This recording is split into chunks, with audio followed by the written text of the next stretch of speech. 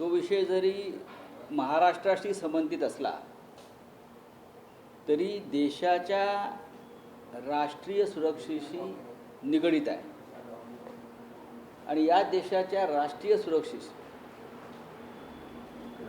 मुंबई दिल्लीसारख्या आंतरराष्ट्रीय आणि संवेदनशील विमानतळावरील सुरक्षेशी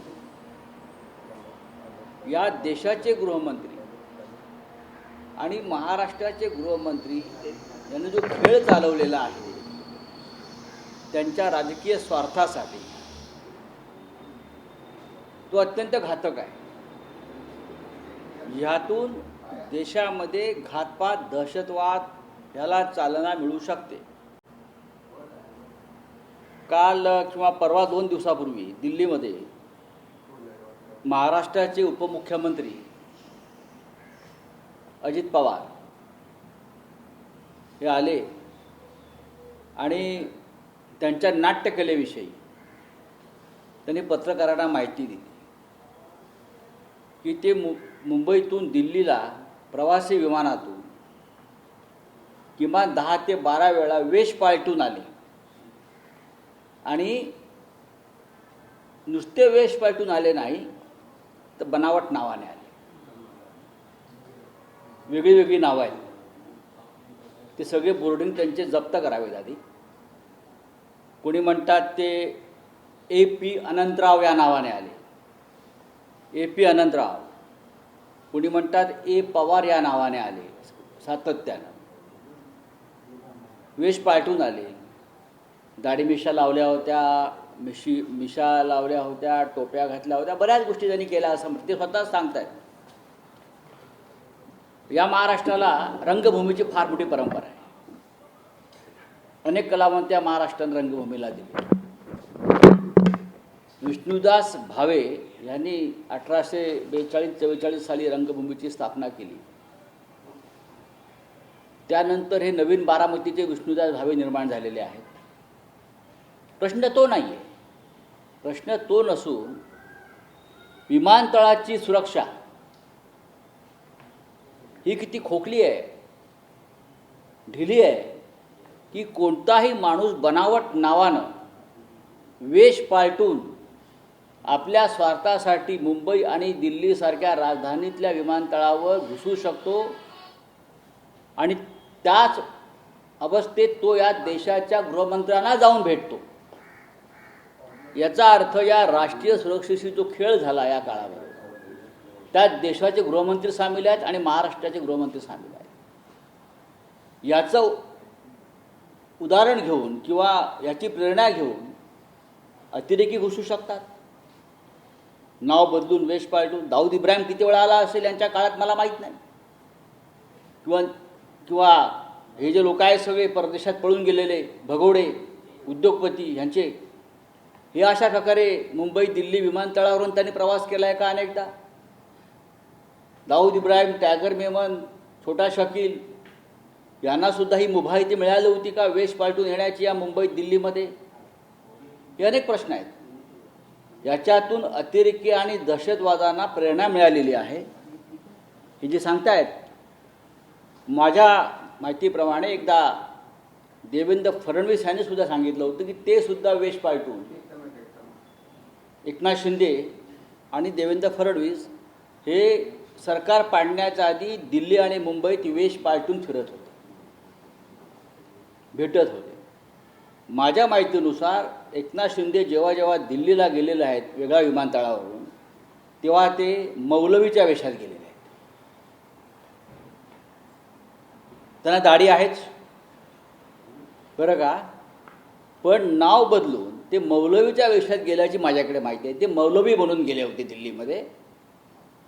मौलवी त्यांना शोभतं ते, जरी ते धर्मवीर वगैरे चित्रपटाची निर्मिती त्यांनी केली असली आणि आनंद दिघे यांचे ते शिष्य वगैरे म्हणवत असले तरी अनेकदा दिल्लीत ते मौलवीच्या वेशात आले, मौलवीच्या, आय रिपीट, आणि अमित शहाना भेटले नाव बदलून।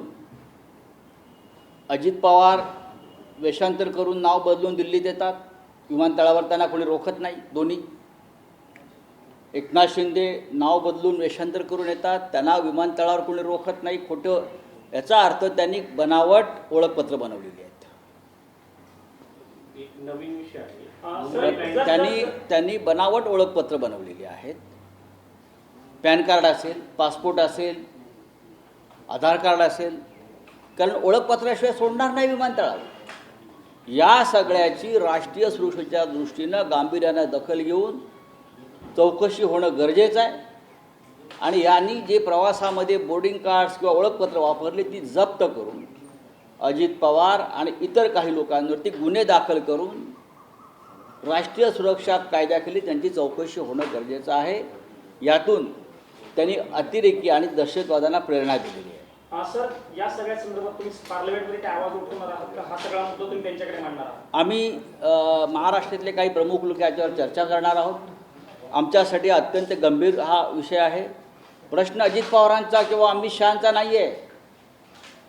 या देशामध्ये चीन का घुसलाय, काश्मीरमध्ये अतिरेकी का घुसत आहेत, हे अमित शहा एकनाथ शिंदे यांनी दाखवून दिलं आहे. ही तालीम त्यांनी दाखवून दिली आहे. आता तुम्ही मुंबई बँकेचा प्रश्न जो आहे त्याच्याविषयी बोला. मुंबई बँकेचं जे प्रकरण आहे, त्यांना पशुसंवर्धन विभागाची 3 एकर जागा देण्यात आली. त्याचा GR निघाला, वेबसाईटवरती अपलोड करण्यात आला. आता तो गायब करण्यात आला, हो, काढून घेण्यात आला. काय घोटाळा काय आहे? 3 एकर जागा दिली मुंबई बँकेला. काय गरज काय आहे विकण्यासाठी? जशी महानंदा विकली. हे काय करतील याचा भरोसा नाही आहे. जरी त्यांनी वेबसाईटवरून त्यांच्या तो GR रद्द केला असला तरी माझ्याकडे तो GR आहे. या चोऱ्या, लांड्या, लवाड्या ज्या चाललेल्या आहेत सध्या मुंबई आणि महाराष्ट्रामध्ये, त्या लपून राहणार नाही आहेत. 3 एकर जमीन ही मुंबई बँकेला दिली नसून मुंबई बँकेचे सध्याचे जे भाजपा प्रणित अध्यक्ष आहेत त्यांच्या घशात घालण्यासाठी दिली होती. पण हे भांडं उघडं होईल, म्हणून त्याने वेबसाईटवरून काढली. पण पुरावे समोर आहेत. भारतीय जनता पक्ष सावरकरांचा मुद्दा ही रणनीती म्हणून या विधानसभा निवडणुकीत वापरणार अशी चर्चा खूप सुरू झाली आहे. त्याबद्दलचे नेते देखील बोलत आहेत. बघा, वीर सावरकर हा रणनीती म्हणून वापरण्यापेक्षा बरं का त्यांना भारतरत्न द्या अशी आमची मागणी कायम राहिली. आमच्यासाठी वीर सावरकर सध्याचं स्थान आहे, राजकीय रणनीतीचं नाही. आम्ही वारंवार मागणी करतो की वीर सावरकरांना सन्मान द्यायचा असेल तर त्यांना तत्काळ भारतरत्न या किताबानं सन्मानित करावं. तुम्ही अनेकांना दिल्यात भारतरत्न, मला त्यांच्यावर टीका करायची नाही. अनेकांना, म्हणजे ज्यांची नावंही माहीत नाहीत आम्हाला, असे तुम्ही लोकसभा निवडणुकीआधी अनेक राज्यातल्या नेत्यांना भारतरत्न दिलं, जे राज्यस्तरावरचे नेते आहेत. पण स्वातंत्र्य लढ्यातला हा महान नेता, क्रांतिकारकांचा शिरोमणी वीर सावरकर यांना राजकीय रणनीती वगैरे जे काय आहे ना, हे जरा शब्द थांबवा, भारतरत्न द्या आणि मग आमच्याकडे या. राज्य सरकारने आता जाहिरातींसाठी 270 कोटी 5 लाखांचा निधी आवंटित केलेला आहे आणि तो दिला जाणार आहे. विधानसभा निवडणुकीच्या पार्श्वभूमीवरती या निधीकडे कसं? 270 हा फारच कमी आकडा आहे या सरकारसाठी. आमदार खरेदी करायला जर 3,000-4,000 कोटी खर्च करतात तर स्वतःच्या प्रसिद्धीसाठी 200-250 कोटीमध्ये काहीच नाही. महाराष्ट्रावर साधारण 8 लाख कोटीचं कर्ज आहे. 8 लाख कोटीचं कर्ज आहे महाराष्ट्रावर. शेतकऱ्यांची कर्जमाफी होत नाही. वित्त आयोगाने ताशेरे मारलेले आहेत, राज्याच्या अर्थ मंत्रालयाने ताशेरे मारलेले आहेत. तरीही स्वतःच्या प्रसिद्धीची जी खाज आहे ती काय यांची भागत नाही.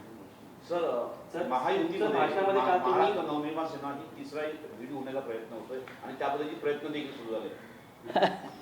बघा, मी सुपारीबाजांबद्दल बोलत नाही, वारंवार चाललेलं आहे. कधी काळी लोकसभेत त्यांची वेगळ्या पक्षाची सुपारी होती, विधानसभेत वेगळ्या पक्षाची सुपारी आहे. बरं का, महाराष्ट्रात सुपारीचं जे पीक आलेलं आहे, महाराष्ट्राच्या राजकारणात, देशाच्या राजकारणात सुपारीचं पीक आलेलं आहे. बरं का, तशा सुपाऱ्या सगळ्या भारतीय जनता पक्ष आणि मिंदेगड कनोटेला बांधून सुपाऱ्या फिरत असतात. हवे तेव्हा फोडायच्या, कातरायच्या. काय आपलं ईडीच्या प्रश्नासंदर्भात काल तुम्ही संसदेत बोलला. MSPच्या बाबतीत देखील समर्थन मूल्य हे तुम्ही आंध्र प्रदेश आणि बिहारच्या बाबतीत मांडलेलं आहे. काय नक्की सविस्तर याबद्दल सांगा. जर तुम्ही बजेट पाहिलं हे काय केंद्रीय बजेट वाटतच नाही ना. ज्याला आपण युनियन बजेट म्हणतो ते युनियन बजेट म्हणजे देशाचं बजेट असतं. पण या केंद्रीय बजेटमधून या देशातले जवळजवळ 17 ते 18 राज्यही वगळले आहेत, प्रमुख महाराष्ट्रासह. आणि मग शेतकऱ्यांना समर्थन मूल्य मिळेल त्यांच्या शेतमालाला असं आम्हाला वाटलं होतं या बजेटमध्ये. पण शेतकऱ्यांना समर्थन मूल्य नाही, पण सरकारला ज्यांनी पाठिंबा दिला त्या समर्थनाचं मूल्य, ते समर्थन मूल्य, सरकारचं समर्थन मूल्य हे नितीश कुमार आणि चंद्रबाबू नायडूंना हजारो कोटींनी देण्यात आलं. चला, थँक्यू. पत्रकारांना संसदेमध्ये एका पिंजऱ्यामध्ये बंद करण्यात आलंय. पत्रकारांना संसदेमध्ये एका पिंजऱ्यामध्ये बंद केलं आहे. संसदेमध्ये त्यांना वार्तांकन करण्याला बंदी घालण्यात आली आहे. नाहीतरी एक पत्रकार, मी स्वतः पत्रकार आहे, पण गेल्या काही काळामध्ये सर याला जोडून आहे सर. ज्या प्रकारचं वार्तांकन सुरू होतं एकतर्फी, त्याला बहुतेक मोदी कंटाळले असतील. आणि विशेषतः विरोधी पक्षनेतेपदी राहुल गांधी आल्यामुळे आणि एक मजबूत विरोधी पक्ष आल्यामुळे लोकसभेतलं राज्यसभेतलं माहोल पूर्ण बदलला आहे. तो माहोल, त्याचं रिपोर्टिंग होऊ नये म्हणून यांना बंद करून ठेवलं का, हे आता त्यांनी सांगावं. सर, याला जोडून असं आहे की जेव्हा शेतकरी बोलले, काल लोकसभा स्पीकर या संदर्भात स्पष्टीकरण देताना म्हणाले की जेव्हा शेतकरी आले होते ते संसदेच्या प्रिमायसेसमध्ये बोलले, त्यामुळे आम्ही हे नियम लावले आहेत. पण यापूर्वी जेव्हा सरकार बसलं होतं त्या अनेक चित्रपट अभिनेत्री आल्या, त्या अनेक सरकारबद्दल बोलल्या होत्या, त्यावेळी कुठले नियम लावलेले होते आणि त्यांनी ते सगळे फोटो काढले होते. सेशन झालं होतं. अनेक चित्रपट कलाकार आले. त्यानंतर गॅलरीतून भारत माता की जय, मोदी मोदी करणारे अनेक त्या काळामध्ये झुंडीच्या झुंडी त्यांनी घुसवल्या होत्या. पण या सरकारला कष्टकऱ्यांच्या, शेतकऱ्याच्या घामाचा त्रास होतो. आणि राहुल गांधी त्यांची पीडा आहे. राहुल गांधी त्यांची सगळ्यात मोठी पीडा आहे या सरकारची. आणि ही पीडा काय दूर होणार नाही, ही इडापिडा काय दूर होणार नाही. या पिढीमुळे या सरकारचा अंत होणार आहे. चला, थँक्यू. आनंद अडसुळांचे पुत्र जे आहेत त्यांनी आता आरोप केलाय की वचनभंग झाला, आम्हाला राज्यपाल